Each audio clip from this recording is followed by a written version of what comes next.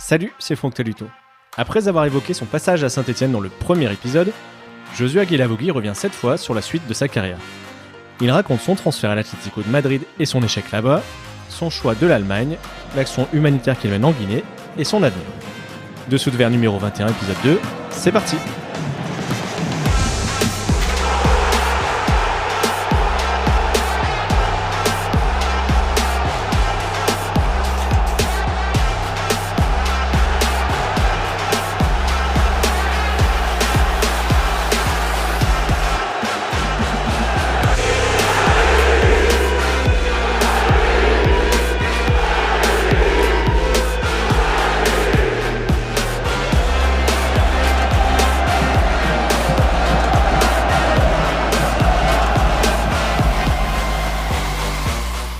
Après avoir évoqué ton passage à l'AS Saint-Etienne dans l'épisode 1, on va attaquer celui-ci par ton départ pour l'Atlético. Alors je rappelle un peu le contexte, on est début septembre 2013, l'équipe vient de remporter la Coupe de la Ligue, tu es programmé pour en devenir un cadre, et puis ton transfert se fait super rapidement. Est-ce que tu peux nous raconter dans quelles circonstances ?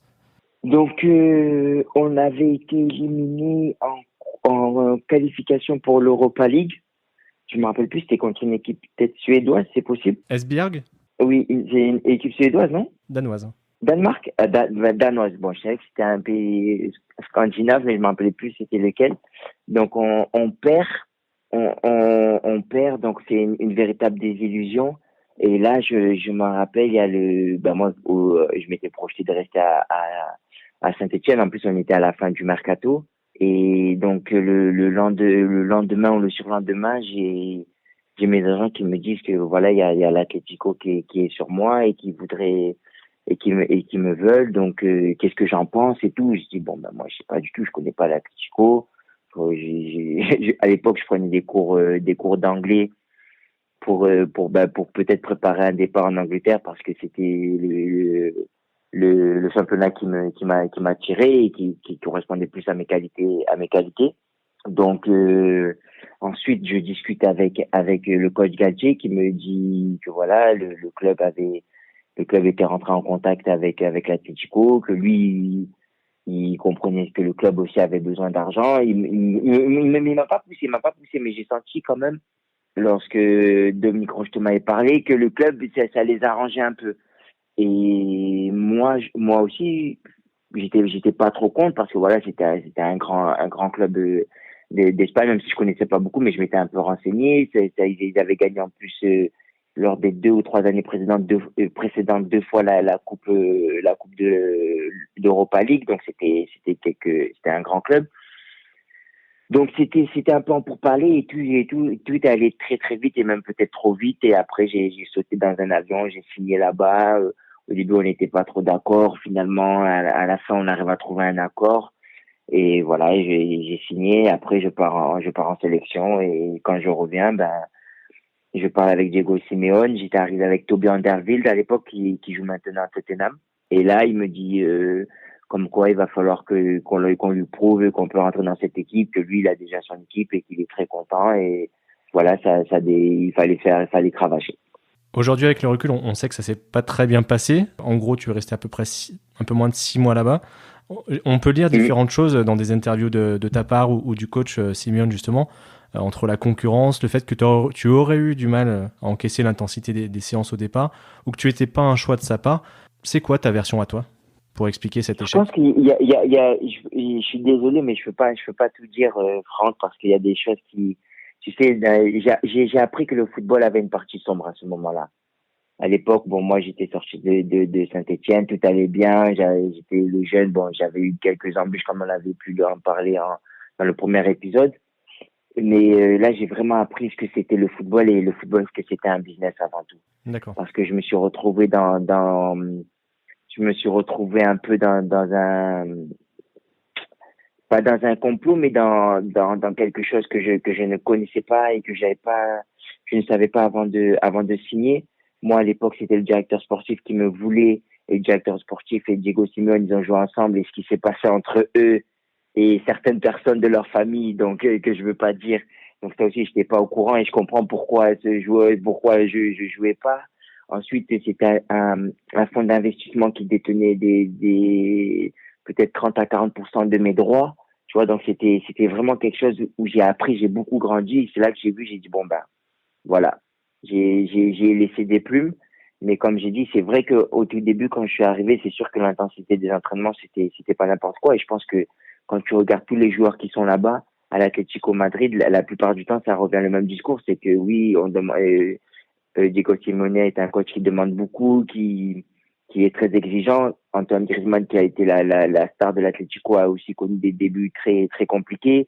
Thomas Lemar aussi, d'autres joueurs qui sont venus en tant que grands et qui ont pas réussi. Donc, je suis pas le seul à ne pas avoir réussi, mais je pense que même si au début j'étais pas prêt, à un moment donné, j'avais bien repris le fil, j'étais bon, j'étais performant aux entraînements. Et quand un coach qui gagne 4-0 à domicile ne te fait pas rentrer et fait que 2 changements, tu comprends qu'il y a quelque chose d'autre. Tu comprends qu'il y a quelque chose d'autre. Donc c'est là où j'ai compris que voilà, ça allait être très difficile pour moi de m'imposer. Il y avait à l'époque, c'était Philippe Luis, il y avait Thiago, l'ancien Lyonnais, et quelques autres joueurs des cadres qui venaient me voir et me disaient, ouais, Jos, franchement, on est désolé pour toi, on comprend pas pourquoi tu joues pas, tu as beaucoup progressé, t'es bon à l'entraînement, mais tu joues pas. Et j'ai lu pourtant, toi, dans une interview que toi, tu avais donnée, je crois, à SoFoot, que tu en veux pas forcément à Diego Simeone. Est-ce que tu as appris quand même de ces 6 mois avec lui? Oui, oui, je pourrais lui en vouloir. Peut-être que demain, bon, je pense pas être entraîneur, mais si demain je veux un joueur et on m'en ramène un autre, je pense que tu as pu le voir dans d'autres interviews il y a pas très longtemps d'un coach, de l'ancien coach de Marseille qui avait dit qu'il était pas au courant de la venue d'un certain joueur.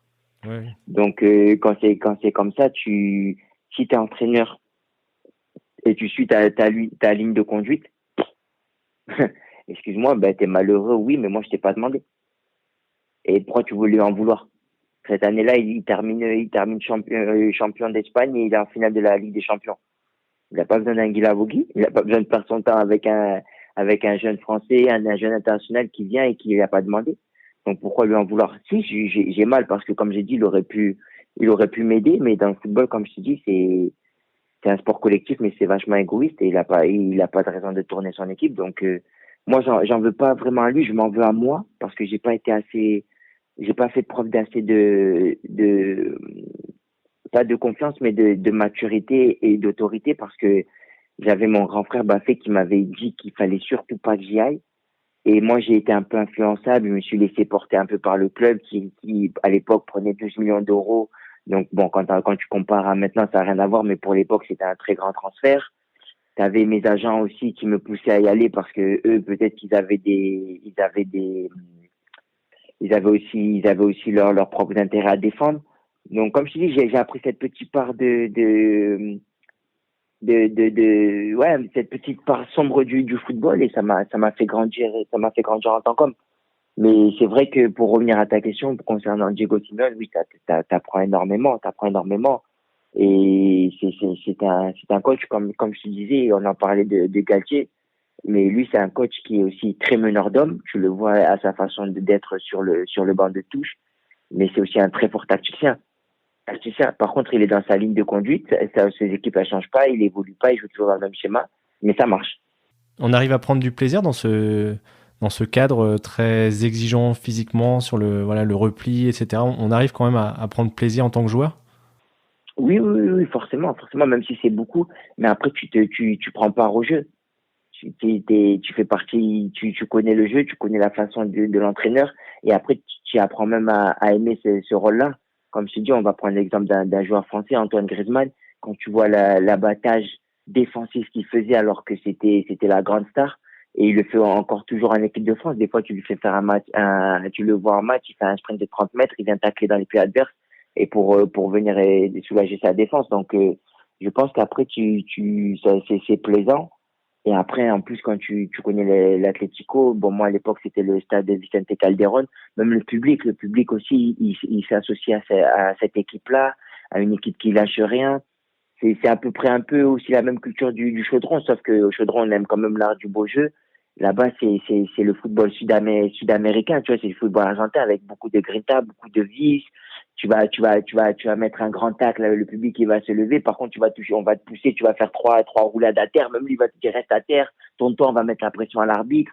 Moi, je m'en rappelle avant le match, par exemple, on avait la chanson, je connais pas le titre, mais c'est une chanson de rock, l'une des plus connues, et tout le monde tapait dans les fenêtres. Tu vois, tout le monde tapait dans les fenêtres et ça partait du coach adjoint et tout le monde dans le bus. Donc, déjà, déjà t'arrives déjà à la sortie du bus avant de rentrer dans le stade, t'es bouillant. T'es bouillant. En plus, Diego Simeone, c'est le coach qui fait ses causeries juste avant le match. Donc, quand il a fini sa causerie, bah, t'as le couteau entre les dents et tu fais tout pour gagner le match. Aujourd'hui, avec le recul que tu as par rapport à ce transfert, qu'est-ce que tu ferais de différent? Est-ce que, puisqu'on arrivait en plus sur une saison pré-Coupe du Monde, toi qui venais d'avoir tes premières sélections, est-ce que tu ferais tout pour rester cette saison supplémentaire à Saint-Etienne, ou simplement tu ferais plus attention au club avec lequel tu signerais? C'est pas un regret, mais je pense que j'aurais dû rester à Saint-Etienne un an de plus. Pourquoi? Parce que comme tu l'as dit, c'était l'année pré-Coupe du Monde. J'étais en pleine phase ascendante de mon football. Je me sentais bien dans l'équipe et j'avais mes repères. J'avais aussi ma compagne à l'époque qui était enceinte. Donc, tu vois, je pense que avec l'expérience, j'aurais dû rester. Bon, ça veut pas dire que j'aurais été dessus à la Coupe du Monde, mais j'aurais eu plus de chance parce que le championnat, je le connaissais, j'étais performant et j'allais pouvoir peut-être rester dans ce groupe-là. Mais à l'heure d'aujourd'hui, je me dis que si je suis pas allé là-bas, j'aurais pas appris, tu sais, c'est dans l'adversité. Je pense que pour moi, en tout cas, c'est dans l'adversité où je suis le meilleur. Et j'ai beaucoup appris. J'ai appris aussi une autre langue, c'est qui m'a permis aussi quand je suis arrivé à Wolfsburg, ben, je maîtrisais l'anglais, le français, l'espagnol. Donc, je pouvais parler avec les joueurs sud-américains. Les Portugais, la plupart du temps aussi, parlent un peu espagnol. Donc, ça m'a aidé à me fondre dans le groupe. Et à l'heure d'aujourd'hui, peut-être que c'est grâce à ça aussi que je suis capitaine à Wolfsburg. C'est parce que, quels que soient les joueurs qui arrivent, la plupart du temps, j'arrive à communiquer avec lui. J'ai aussi cette culture cette culture aussi espagnole qui fait que j'arrive à comprendre un peu les joueurs sud-américains, j'arrive à les aider. Donc, c'est pas vraiment un regret, mais je pense que c'était pas le chemin le plus facile que j'ai pris. Quoi qu'il en soit, au mois de janvier suivant, tu reviens à Saint-Etienne en prêt. Dans un précédent podcast, j'ai reçu... Peut-être que ça, c'était une erreur. Peut-être que ça, c'était une erreur. Ah bah alors, tu vois, on va en parler. Dans un précédent podcast, Ouais. j'ai reçu Franck Tabanou, qui a connu une situation un peu similaire, mais plus tard, il part à Swansea, ça se passe très mal, et dès le mercato d'hiver, il revient à Saint-Etienne.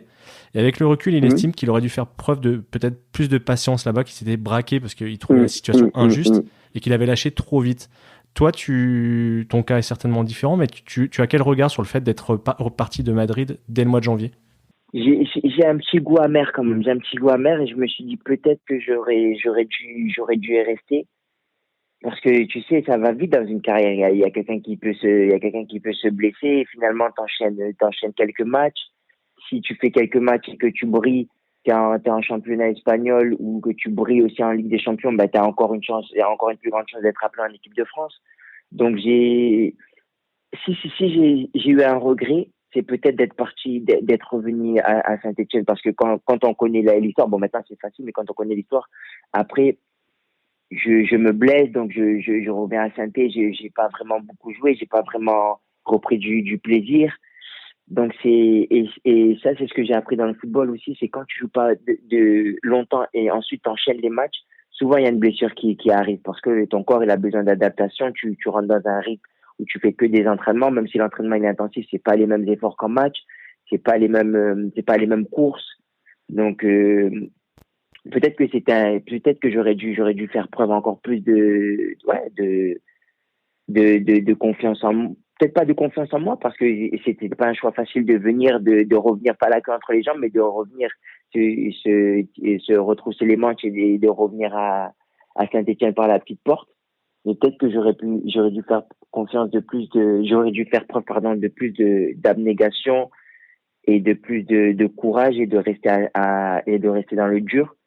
Et peut-être que j'aurais eu plus de temps de jeu et peut-être que j'aurais pu inverser la vapeur. Même si, comme je te dis, ça aurait été compliqué parce que voilà, j'avais plus de bâtons dans les roues que de main tendue.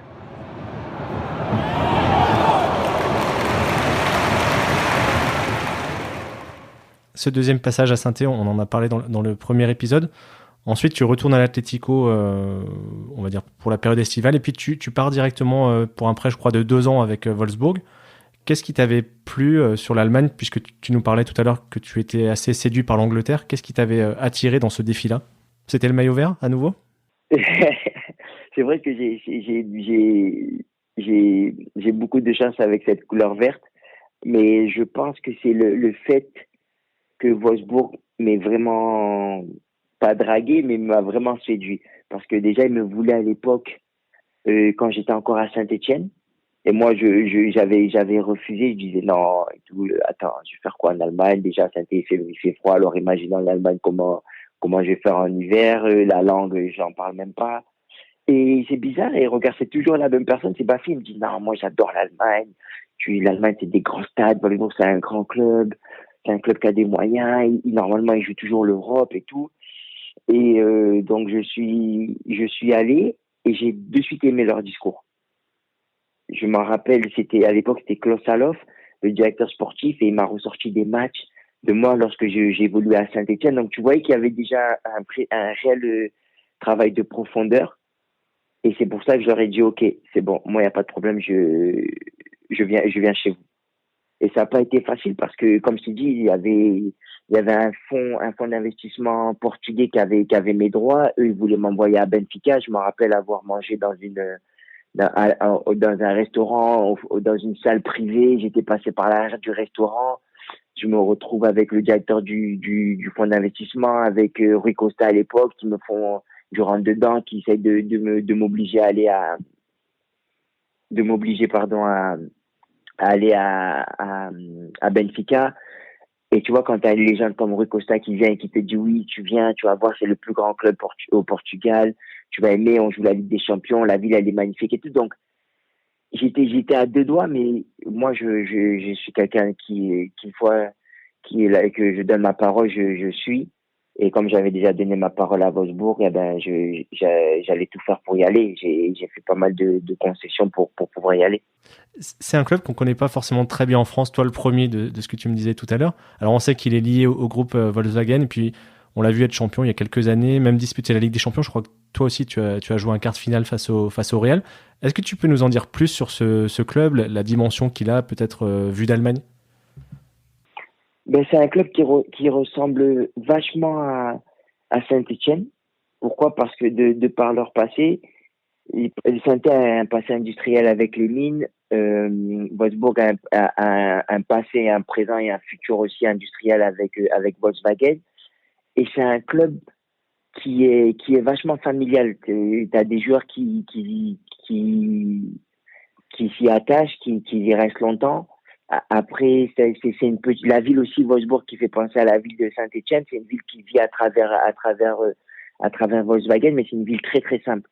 Les gens sont très polis, quand ils sont fans de Wolfsburg, ce sont des gens qui n'hésitent pas à faire des 500, des 800 kilomètres pour venir voir leur équipe. Par contre, il y a moins de ferveur qu'à Saint-Étienne. Saint-Étienne, tu sais que voilà, la ville vit un peu au rythme des résultats de la SSE. Wolfsburg un peu moins, mais ça y ressemble beaucoup.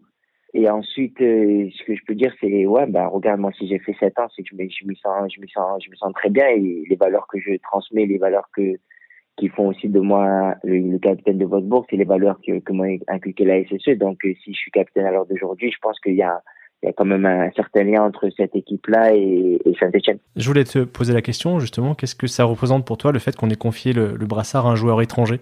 Beaucoup, beaucoup, beaucoup. C'est sûr que il n'y a pas beaucoup de joueurs étrangers qui sont capitaines. Et moi, en plus, comment dire, je suis français, mais je suis d'origine et fier d'être africain. Donc, tu sais, quand tu donnes le brassard à quelqu'un comme moi, c'est quand même un geste très, très fort. Et c'est pour ça que je les remercierai autant, mais j'ai été aussi c'est mon équipe aussi qui m'a élu en tant que capitaine. Et c'est ça qui fait ma grande fierté, c'est que voilà, même si c'est le coach et le patron, c'est aussi très bien d'avoir eu l'aval de l'équipe, et c'est ça le primordial, parce que être capitaine, c'est pas le meilleur sur le terrain, mais je pense que ça doit être quand même un baromètre de l'équipe. Et c'est une belle marque de confiance, parce que dans notre équipe, on a des Allemands, on a des Américains, on a des francophones, on a des Sud-Américains. Donc c'est ça, on a un beau melting pot. Et le fait d'être représentant de ce melting pot, ça me rend très fier. Votre brassard à Wolfsburg, il a une particularité, c'est qu'il est aux couleurs Mhm. arc-en-ciel depuis 3 ans. Est-ce que tu peux nous parler de cet engagement? Est-ce que ça représente notamment dans le monde du foot? Ben, donc à l'époque, c'est Marcel Schaeffer, un ancien joueur, comme je te disais dans le premier épisode, qui est revenu et qui a voulu faire ce brassard-là. Donc c'est un brassard, en allemand, ça s'appelle Vielfalt. Vielfalt, ça veut dire, quand tu traduis, ça veut dire la diversité. Donc c'est un signe contre le racisme, contre l'homophobie et contre toute forme de discrimination. Et je pense que ça représente bien, parce qu'à l'heure d'aujourd'hui, quand tu regardes en Allemagne, il y a de plus en plus de capitaines qui portent ce brassard-là, en Angleterre aussi. Et je pense que nous, en tant que joueurs professionnels, personnalités publiques, on se doit de signaliser et de mettre, ouais, un carton rouge à tous ces formes de discrimination, parce qu'à l'heure d'aujourd'hui, notre monde, c'est un monde qui est ouvert, c'est un monde qui doit être compréhensible l'un envers l'autre, et on peut plus se permettre de juger une personne par rapport à sa couleur de peau, par rapport à son orientation sexuelle, pardon, ou sa religion. Quand tu viens voir un match de foot, eh ben, tu viens prendre du plaisir. Tu as payé ton ticket, donc ça te donne le droit de critiquer un joueur par rapport à ses performances sur le terrain, mais pas par rapport à ça, comme je viens de te le dire, à ce qui dégage. Tu as payé ton ticket, tu as le droit de critiquer, mais tu n'as pas le droit de venir pour verser de la haine sur un joueur ou sur quelqu'un dans le public. J'ai une question, si tu n'as pas envie de répondre, c'est ton droit. On parle régulièrement du racisme dans le foot. Je me souviens du match de Coupe d'Europe de Paris qui avait été arrêté en début d'année. Ce qui concerne l'homosexualité dans le foot, tu as quel regard? Est-ce que c'est encore tabou, dans un vestiaire notamment? Tabou, oui et non, mais c'est sûr que après il faut faire attention. Il faut pas, on n'est pas là pour encourager les gens à faire leur coming out ou quoi que ce soit. Bien sûr. Chacun fait ce qu'il veut de sa vie. Mais moi, je trouve que voilà, le football, ça reste quand même aussi un miroir de notre société. Quand tu vois le problème de racisme qu'on a dans la société, de religion ou d'orientation sexuelle, je pense que nous, on a cette responsabilité-là à le combattre. Après, je sais pas, parce que regarde le mouvement, par exemple, Black Lives Matter, ou de mettre le genou à terre, je sais pas si c'est suffisant pour changer les mœurs de notre société. J'ai vu par exemple un joueur, Louis Saha, de Crystal Palace, qui lui, en étant noir, refuse de mettre le genou au sol, parce qu'il trouve que c'est pas parce qu'on met un genou au sol qu'on aide la société à combattre le racisme. Donc, tu vois, il y a beaucoup d'avis partagés, et il va falloir vraiment, c'est un combat qui dure depuis longtemps, et qui va durer aussi longtemps, je pense. Et pour revenir à ta question sur l'homophobie, pour le moment, je trouve pas que c'est un grand problème. J'ai pas encore vu un joueur faire un coming out et se faire insulter. Donc peut-être que c'est tabou, comme tu l'as dit. Pour changer complètement de sujet, quand on demande à des footballeurs pourquoi ils ont envie de jouer en Allemagne, il y a souvent le jeu offensif, mais aussi la ferveur, les stades pleins qui reviennent. Comment tu vis le fait, depuis 1 an maintenant, de jouer dans des stades vides? C'est triste. Honnêtement, c'est comme tu l'as dit, l'Allemagne, tu joues toujours dans des stades pleins, toujours.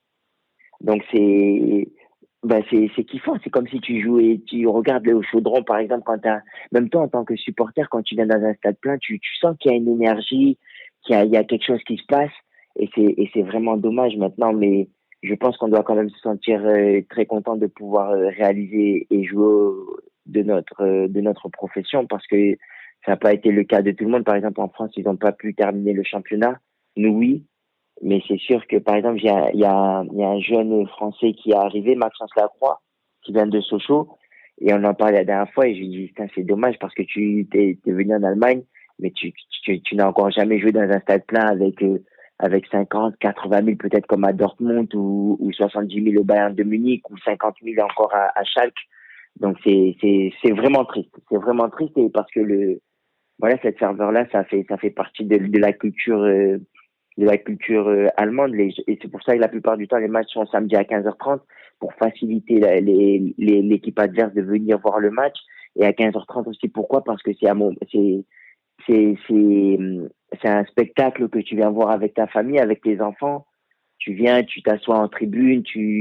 En plus, la plupart du temps, les gens sont fans de génération en génération. Donc, ça se trouve, des fois, t'as le grand-père, le père et le fils qui sont au match. Donc, je pense que ça les affecte pas mal quand même. J'avais vu passer quelques articles, alors ça concernait plus la première ligue, mais qui faisaient ressortir des statistiques signalant que les courses à haute intensité, les pressings étaient moins importants qu'en période normale, on va dire. Est-ce que toi, tu ressens que le jeu est différent dans ce contexte-là? Différent, oui et non. Oui, parce que je pense que tu as dû aussi voir cette statistique qui dit que normalement, je pense pratiquement une équipe sur deux gagne à domicile et maintenant c'est descendu peut-être à 33% ou quelque chose comme ça. Donc ça veut dire que quand même il y a un aspect psychologique, le fait de ne pas avoir de supporters ça complique les tâches de l'équipe à domicile. Et aussi par rapport aux courses intensité, bah tu sais comment c'est quand tu as un public, tu as 50 000 spectateurs qui te crient derrière toi, qui t'encourage et tout, donc tu donnes plus de ta personne et c'est pas pour rien qu'on dit que c'est un deuxième homme parce qu'il a vraiment une incidence sur le match et sur les performances des joueurs.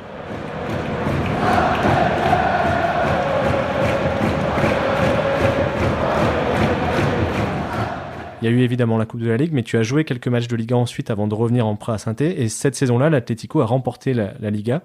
Est-ce que tu te considères champion d'Espagne? Est-ce que tu as reçu la médaille ou la récompense qu'ont eu les autres joueurs? Non, bon, j'ai reçu la prime. J'étais au pourcentage. Mais franchement, je te dis la vérité, non, je me sens pas du tout champion d'Espagne. C'est vrai que c'est là, on va dire, c'est dans mon CV, c'est dans mon histoire. J'ai beaucoup souffert aussi, donc peut-être que c'est pour ça qu'on peut considérer que je suis champion d'Espagne, mais honnêtement, quand je te parle en toute sincérité, j'ai même pas la médaille et je l'aurais même pas demandé, tu vois. Donc je me considère pas du tout comme champion d'Espagne, non. Tu te souviens du jour où l'Atlético a été sacré, où toi tu te trouvais? Non, je me rappelle plus où je me trouvais, mais je sais qu'ils avaient gagné à Barcelone. Ils perdaient 1-0 et ils ont gagné 2-1. T'étais quand même content pour tes partenaires avec qui tu avais vécu quelques mois? Oui, oui, oui, j'étais content pour eux parce qu'ils jouaient une grande saison et comme je te dis, moi j'ai eu de la chance que de partout où je suis passé, peut-être c'est ma nature comme ça, mais je me suis toujours très bien entendu avec mes coéquipiers et j'étais aussi content parce que les personnes qui travaillent là-bas, ce sont des très bonnes personnes, donc ils le méritaient. Mais moi personnellement, ouais, j'ai rien ressenti de spécial. Tu as aussi gagné des titres avec Wolfsburg, Coupe d'Allemagne, Supercoupe en 2015. Et on entend parfois certains joueurs, je pense, j'ai en tête le cas d'Olivier Giroud qui dit que les titres, voilà, c'est ce qui reste à la fin d'une carrière.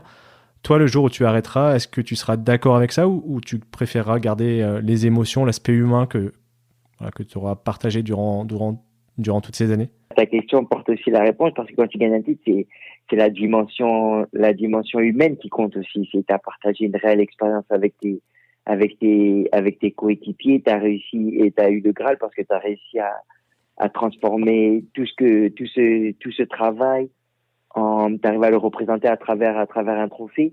Mais je pense que l'émotion aussi reste là et quand tu joues une grande saison, elle sera toujours en ta mémoire. Donc oui, les titres, pourquoi? Parce que comme je t'ai dit, ça ramène une saveur particulière et c'est à l'instant T où tu te dis voilà, je suis champion ou voilà, j'ai gagné la coupe ou j'ai gagné le championnat.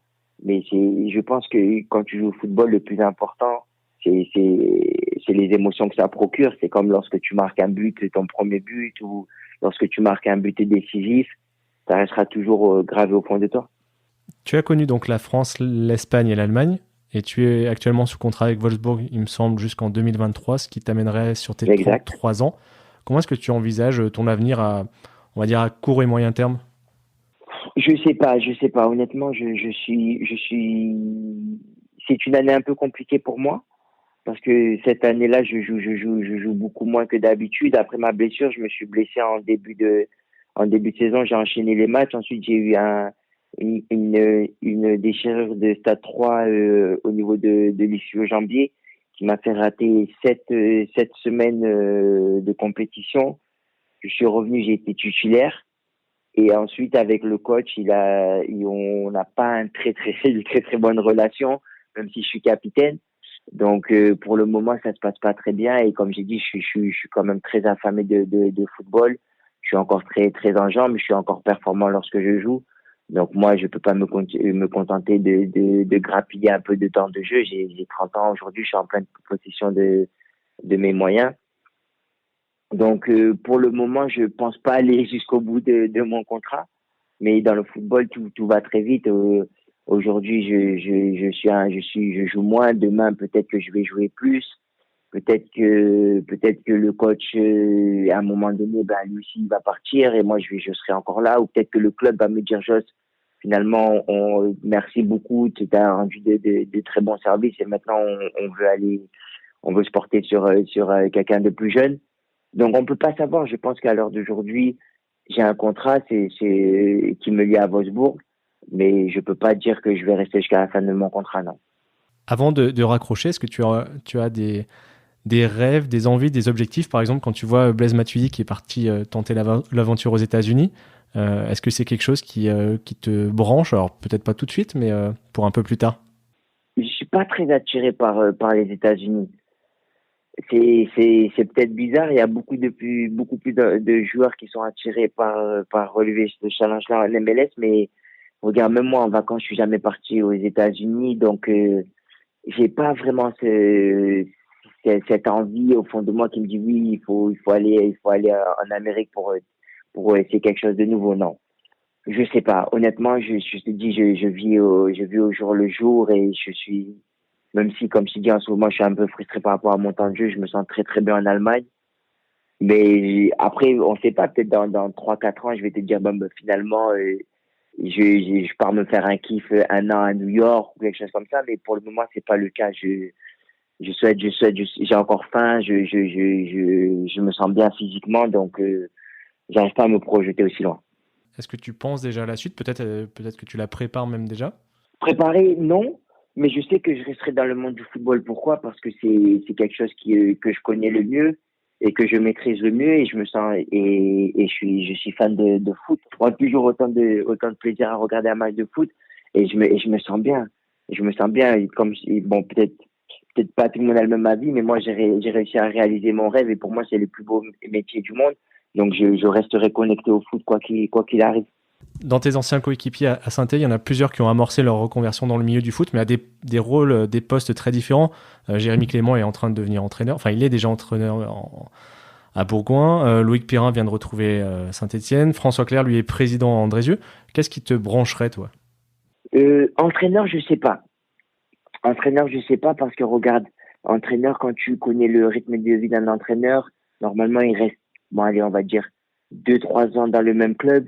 Moi, pour l'instant, pendant toute ma carrière, je suis resté, j'ai fait 3 clubs différents en plus de 10, ouais, en 10 ans de carrière. Donc, c'est pas quelque chose qui correspond à ma personnalité, à ma façon de voir ma vie. En plus, si c'est regarde, en tant que footballeur, des fois, t'as pas le temps de passer des petits moments avec ta famille. Donc, c'est pas à la fin de ma carrière où je vais encore, vouloir bouger à droite, à gauche. Donc, je pense pas, je peux pas te le signer sur un papier, mais je pense pas être entraîneur, mais peut-être d'être dans l'organigramme d'un club comme directeur sportif ou directeur du recrutement, ça me plairait.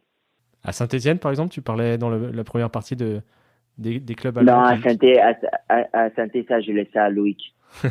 Loïc, c'est la plus grande légende, donc je laisse ça à Loïc.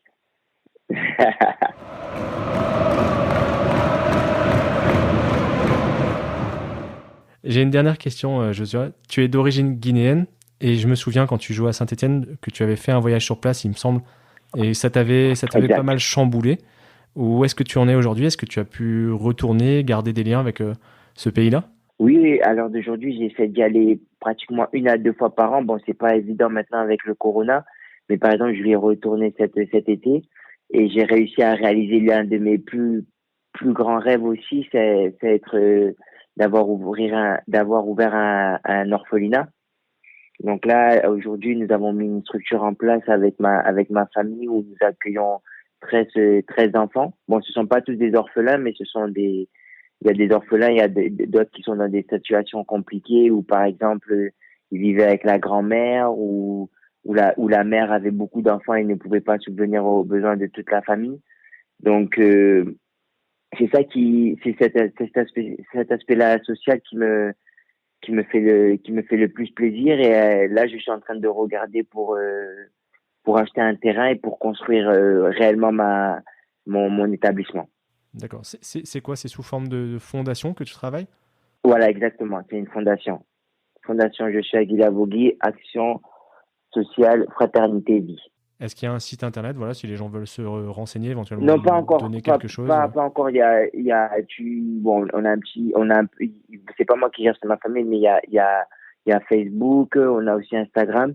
Mais comme je t'ai dit, là, pour le moment, c'est quelque chose où je communique pas trop là-dessus parce que j'attends de mettre réellement quelque chose en place. Et pour le moment, comme je t'ai dit, donc, j'ai une maison, on loue une maison où les enfants sont scolarisés, nourris et logés. Et donc là, la prochaine étape, c'est achat d'un terrain, construction de l'orphelinat. Et si j'y arrive avec l'aide de Dieu, j'aimerais faire aussi une école, une église et une mosquée, avec un terrain de foot et un terrain de basket. Qu'est-ce que ça représente pour toi et puis peut-être même pour ta famille de voir ce projet-là sortir de terre? Ben, tout d'abord, c'est la promesse que j'ai faite lorsque j'ai commencé à prier. Je pense que j'avais 14 ans. Et j'ai commencé à prier un peu, tu vois, chaque nuit avant de m'endormir parce que au début, je voulais pas devenir footballeur professionnel. Et ensuite, en voyant mes amis partir dans les centres de formation, que moi aussi, ben, j'ai dit, bon, ben, j'aimerais bien aussi y aller. Et ben, j'ai commencé à prier et j'ai passé mon petit pacte, comme on dit. J'ai toujours dit que si le bon Dieu et notre Seigneur Jésus-Christ nous aidaient à m'aider à être footballeur professionnel, eh ben, j'allais rendre ce que l'on m'a donné. Donc c'est pour ça, lorsque j'étais à Saint-Étienne, j'étais déjà parrain de quelques enfants, mais c'était à travers la structure UNICEF. Mais comme je dis, c'était pas ce que je me concevais d'envoyer de l'argent, de recevoir des lettres de temps en temps. Non, je voulais quelque chose de plus concret, de plus personnel. Et à l'heure d'aujourd'hui, je remercie ma famille parce qu'ils m'accompagnent là dans ce projet. C'est le projet d'une vie. Un grand merci, Joshua. C'était un plaisir de passer ce moment avec toi. Il n'y a pas de problème. Vraiment. Je te souhaite une bonne fin de saison. Merci, ça m'a fait plaisir aussi. Et puis je te dis merci à bientôt. Toi aussi. Ciao. Merci à Joshua pour sa disponibilité et à vous de nous avoir écoutés jusqu'au bout. Si vous avez envie d'aider ce podcast à se développer, partagez-le à vos proches et sur vos réseaux sociaux. Vous pouvez aussi lui mettre 5 étoiles ainsi qu'un commentaire sur Apple Podcast. Ça m'aidera énormément. Comme d'habitude, on continue à échanger sur Facebook, Twitter et Instagram ou par mail à dessous-de-verre@gmail.com. À bientôt.